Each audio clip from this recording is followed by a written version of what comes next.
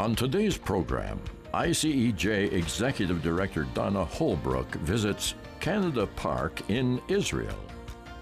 Reverend Adam Gabeli and Doron Keidar of Cry for Zion discuss how modern-day Jerusalem fulfills prophecy. And ICEJ Canada Arise directors Philippe and Marysa Bedard conclude their testimony.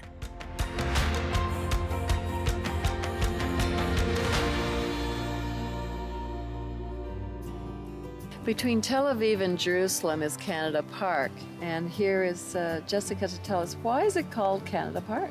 Well, it's actually the Ayalon Canada Park, because we have the Ayalon Valley that comes through here as well. And towards the end of the 1960s, the Canadian community adopted this park, and you'll find that if you travel through Israel, there are various different parks that have been adopted by different countries. You'll find British Park, American Independence Park, and this was adopted by the Canadian community.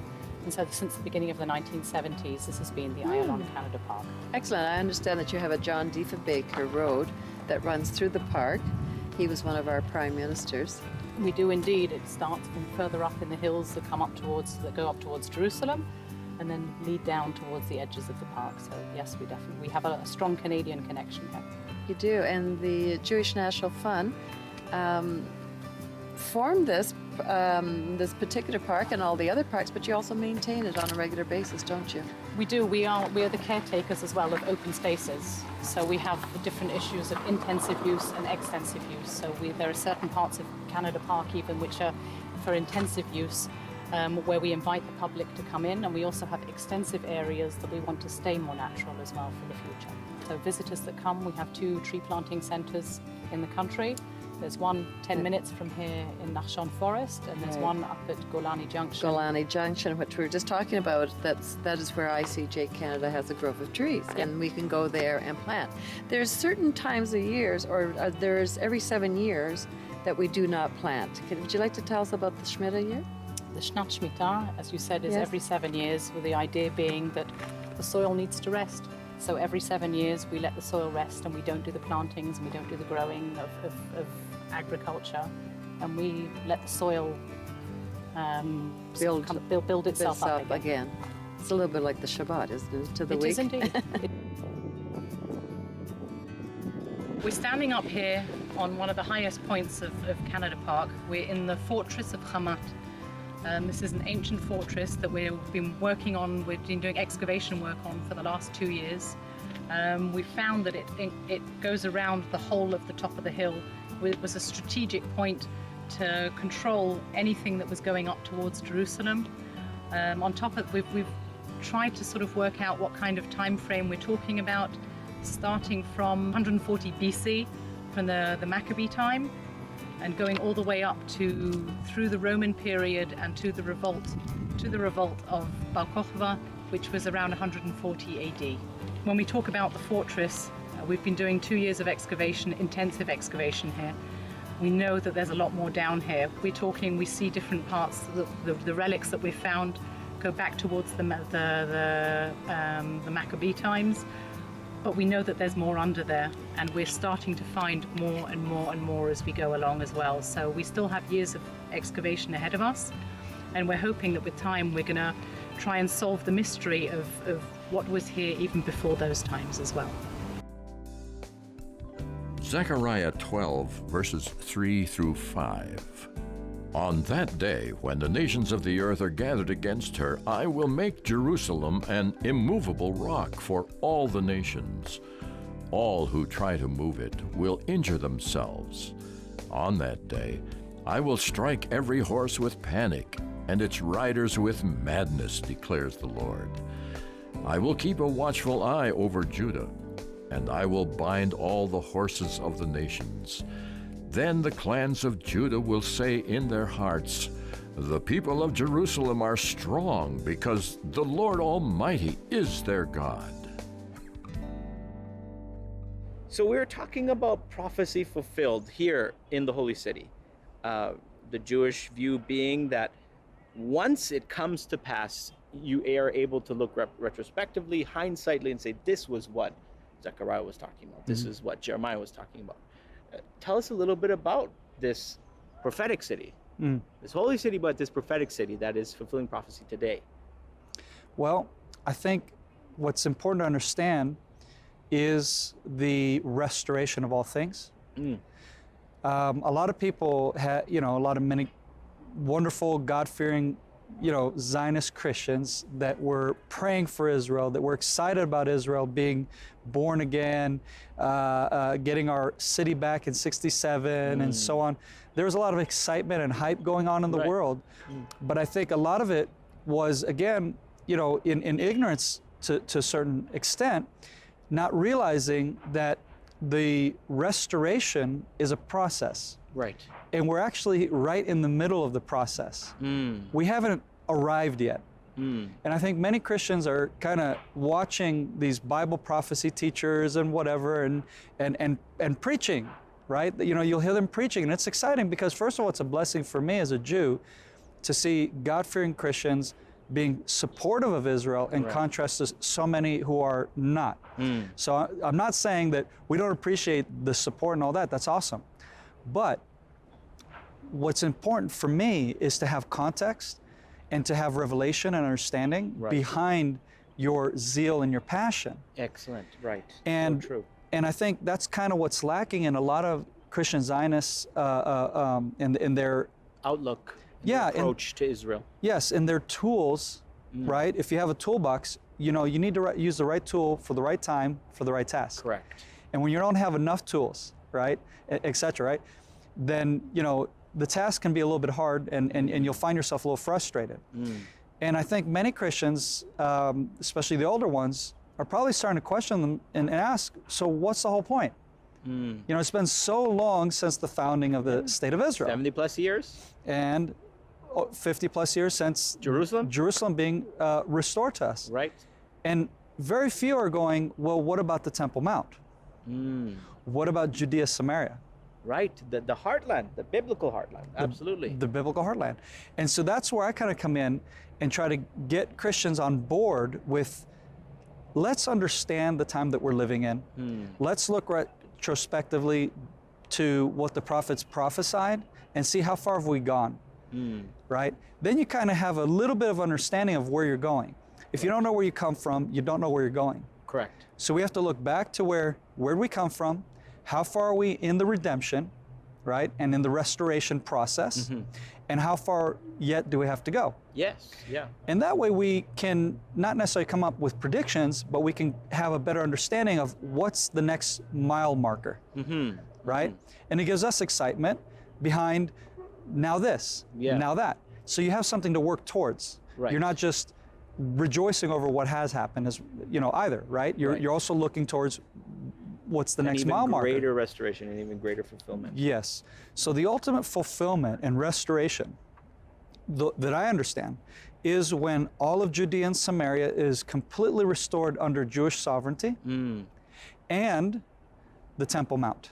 Yeah, so important, because that is the key. That's the center. Because that's the very heart of it, exactly. And so Judea and Samaria, and here's the question is, many of your viewers are saying, well, why? Well, number one, you don't understand what Judea and Samaria is. You've only heard it in the media's term, in the anti-Israel term, which is occupied territories. West Bank. Or West Bank. Yeah. Which both terms are not true. Yep. On the one hand, it is true. It's under Islamic Palestinian occupation. I agree. If there's an occupation, that's the one that there is. In other words, and what is Palestinian, by the way? From Philistine. From Plishtim, which is? The Philistines of old. That was just a renaming by the Emperor Hadrian, I believe it was, because he was just so fed up with the Jews that were here, he wanted to just stick it to them. Yeah, and here's the irony. So the original Philistines in the Bible, who are no longer a people group or alive anymore, but that people group, first of all, they're Phoenicians. They weren't from here. And we called them Plishtim, a Hebrew term and label, not a people group, meaning the invaders. A foreigner, right? Invader. The invader. The invader. In other words, they came and they invaded what was not theirs. Ironically, the Palestinians of today, who can't even say the word Palestinian because P is not within the Arab vocabulary, so they can't say Palestinian. They call themselves Palestinian. Yeah. Ironically. Or Philistine. They won't say Philistine. They won't use that term because they don't see that connection. Okay. Yeah. Okay. So ironically, right, the people who claim a heritage to this land, first of all, use a fictitious name, and they use a name which I think is very proper for them because they are falsely here. They're invading what's not theirs.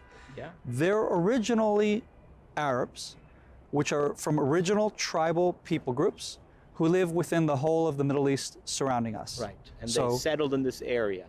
And they came because of Jewish entrepreneurship, because the land was desolate.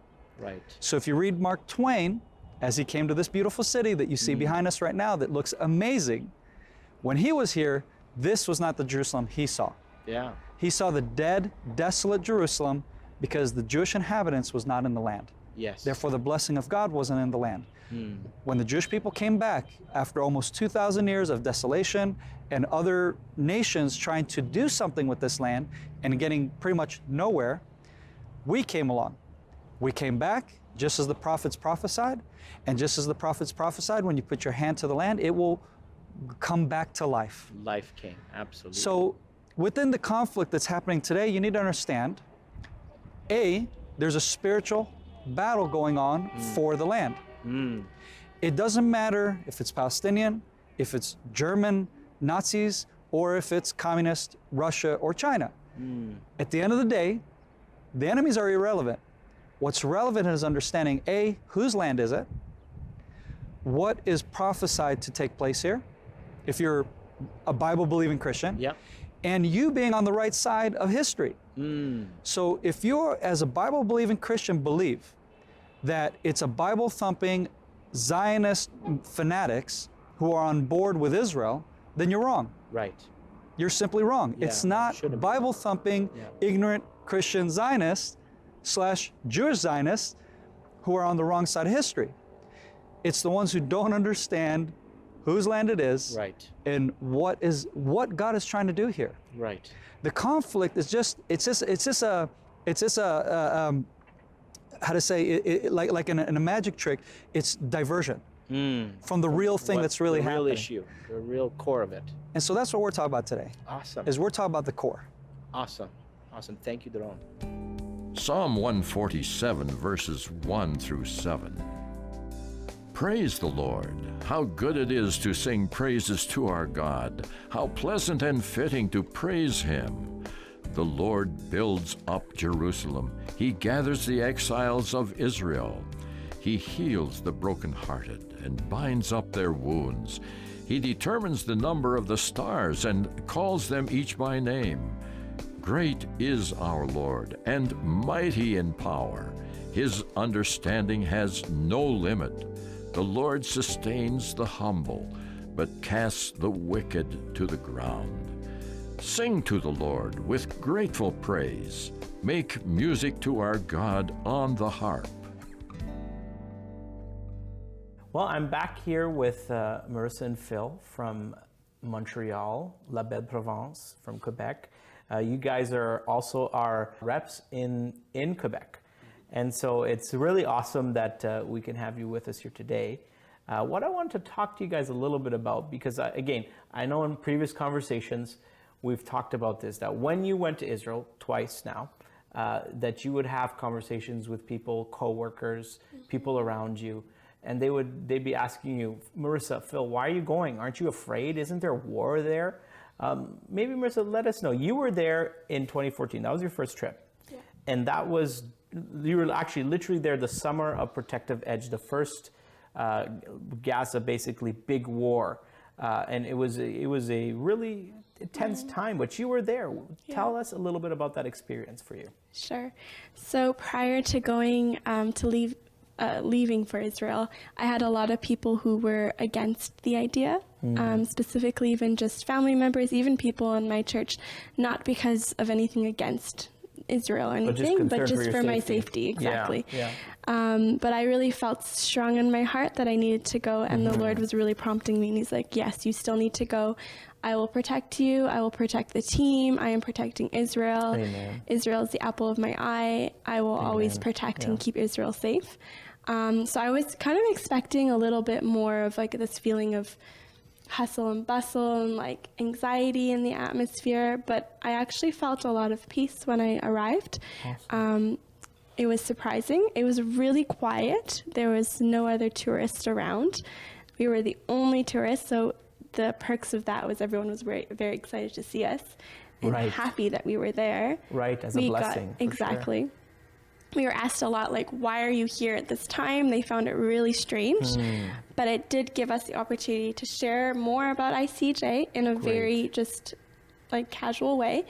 And that was exciting because I think it did bring comfort to them to see us there and supporting Israel, even though it was a time of like war. And Well, yeah, you know, likewise, I've been to Israel many times, 7 times in fact, and you know, I've never really felt in danger for my safety. You know, of course, we're always keeping your eyes open. It's like if you're in any city in Europe or in a large city in the United States, and even in Montreal, you know, you're not going to be walking down the streets of Montreal without realizing, hey, you know what? There's strangers here, there's different people here. But one thing I do know about Israel is that people are really outgoing and friendly. And so, again, that's one thing I do love about it. How about you, Phil? What was your thought? I know, again, you told me personally that you were having people almost harassing you, friends, harassing you online, saying, what are you doing going there? Tell us a little bit about that. Yeah, so coming pretty much like coming from a background of non-Christian family, non-Christian friends, I would say that I had a lot of people, like before I went, I had a lot of misunderstanding, people that were like, why would you go to Israel? Like this is a war zone, and why do you even support Israel? Because people have this misconception that Israel is the big like Middle East persecutor, while it's actually the opposite. Right. I would say I got a lot of people online when I was posting things about, because the first time we went was actually a little bit of a mess at some point, because there was like a lot of bombings coming from Gaza. Yeah, rockets at that time. Like into the southern district. Exactly. Even like in the northern district, like Syria sent like a couple drones within Israel. We've even heard the Iron Dome that shot one of the drones. So my first experience, like in terms of security in Israel, I was not afraid, because I felt very like you feel really secure there. Yeah. You feel very peaceful there. Even if it's a war zone, it doesn't feel like you're going to turn the corner of a street and something's going to blow up your face. You don't feel like that. You actually feel very peaceful. You feel like people are kind, people are welcoming. And I was actually quite surprised the first time I went to Israel to see Israelis and Palestinians actually living together, which I thought was not the case. I thought that like there was only Israelis in Israel, and that Palestinians were staying either in the Gaza Strip or within the West Bank, which I thought for a long time. But now I saw like that no, there are some Palestinians and there are some Israelis, and they live together, and there is like nothing really dramatic going on. I mean, like, of course, sometimes there's gonna be some stuff happening, but it's not like something that you will see every day. So, well, you know, I totally agree, Phil. That was a big shock for me when I first went. I remember first going at 14 years old, and I think even at that time there was, you know, they had just come out of the second Intifada, and there's stress, there was people saying, you know, I mean, even in our church saying, you know, I'm not going to go because I'm just worried. But it was just amazing to go and see. And you're right, they live side by side, especially in Jerusalem. You know, walking on the streets of Jerusalem, I remember having an amazing shawarma. One of the best shawarmas is actually just outside of Damascus Gate. And sitting outside in Damascus Gate, there you have a Israeli Jew and an Arab with his very Arab garb having a coffee together and laughing, you know. And that's the reality that people around the world don't see. You know, they don't see the fact that there's just a lot of antagonism that's put on either side. Somebody's a victim, somebody's an oppressor.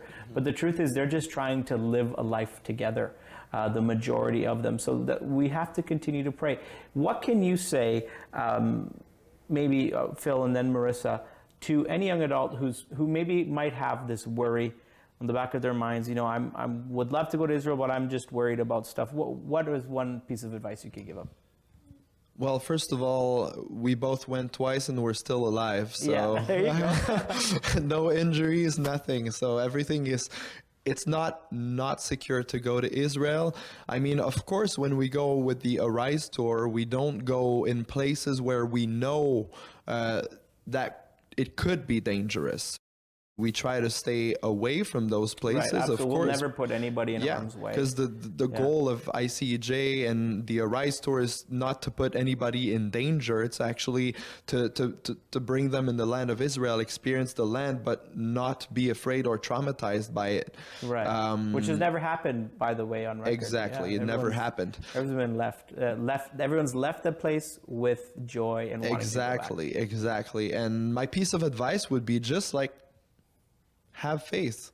Like, if God is calling you to go visit Israel, if God is calling you to take a stand for Israel, to inform yourself, to actually not listen to the Western media because it's very corrupt on the subject, but to actually to dig for information, dig for the truth, and just seek to understand the situation more than what you can just see in the Western public media is a very good thing to start with. And then after, you might have this passion for Israel that will grow inside of your heart, and you will see that going to Israel is not like supporting like an apartheid state or something like that, because it is actually quite the opposite. Right. So I would just say, have faith, get informed, and just go. Great. Marysa? Yeah, similar to what Phil is saying, have faith, trust what God is telling you. If you feel like he's really put on your heart to go to Israel, go. Yeah. He's going to protect you. He's going to take care of you. He will bring you the revelation that you've been looking for. Like, go in faith and step out and trust that, that you will be good. Absolutely. Yeah. Well, friends, you won't regret it. Going to Israel is definitely a life-changing event. I like to say it's not gonna define your faith in the way of whether you spend eternity with God or not. No, not at all. But it will enhance and enrich your faith and your walk with the Lord. So, thank you so much, guys, for joining me today.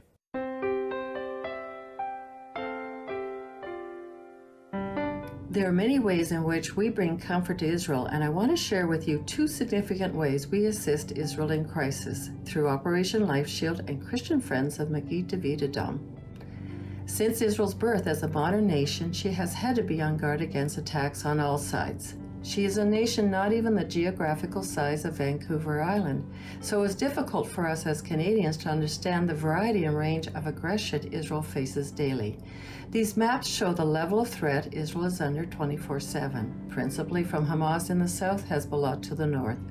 Both are terrorist entities with rockets targeting communities in Israel. Rabbi Shmuel Bowman, Executive Director of Operation Life Shield, and his wife Leah have become very close friends of ours over the past decade. Shmuel was born in Toronto, Canada, has worked tirelessly with partners like ICEJ to provide now over 100 bomb-proof shelters throughout Israel to protect children at schools, youth centers, bus stops, and families at home. 12 to 15 seconds only to find safety after an alarm sounds in the south. These bomb shelters have been strategically placed, and many are dedicated in the memory of families and faithful ICEJ donor friends. Magid David Adam, MDA, is Israel's national emergency pre-hospital medical, blood services, and disaster relief organization based in Jerusalem. Christian Friends Division of MDA was founded as a practical way for Christians to contribute to these first responders, to everyone in Israel, regardless of their faith or ethnicity. MDA call centers respond to over 100,000 calls each day, has over 26,000 volunteers, and can test over 150,000 people for coronavirus in 1 week. Major kudos to our donor friends from Manitoba, Canada, who through their hearts and companies save lives daily with an ambulance in Tzfat, a Medi-scooter in Tel Aviv, and an intensive ambulance station in Beth Shemesh. Ambulances donated have their names inscribed on the doors, so when it drives by, every Israeli can see that Christian friends of MDA are doing something practical as well as praying. Canadian Friends of MDA donated an ambulance in Jerusalem in honor of our friends and ICEJ co-founders Merva Merla Watson. In Judaism, there is a saying that he who saves one life saves the entire world. Judaism cherishes human life, and we do too. Thank you. We conclude our program today with some sights and sounds within Israel.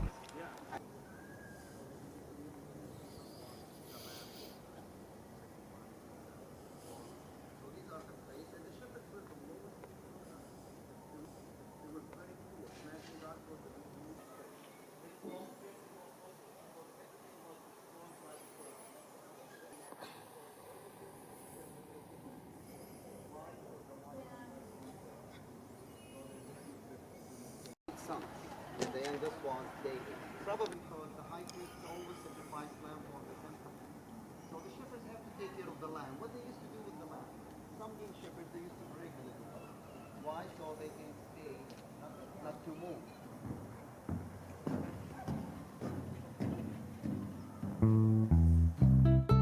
Thank you for joining us today, and be sure to visit our website at www.icejcanada.tv or call us at 1-866-324-9133. And for our Canadian residents, be sure to ask for your free Canada-Israel pin. Through your contributions to ICEJ Canada, you can participate by giving to Haifa Home for Holocaust Survivors, Women at Risk Red Carpet Project, Operation Life Shield Bomb-Proof Shelters, Mentoring Programs, Aliyah Support, Children's Projects, Israel in Crisis, Israel Aid, Magan David Adam Emergency Services, Christian Friends of Yad Vashem, Scholarships for Young Adult Leaders, ICEJ Canada Media Fund, Gift Estate Securities Fund.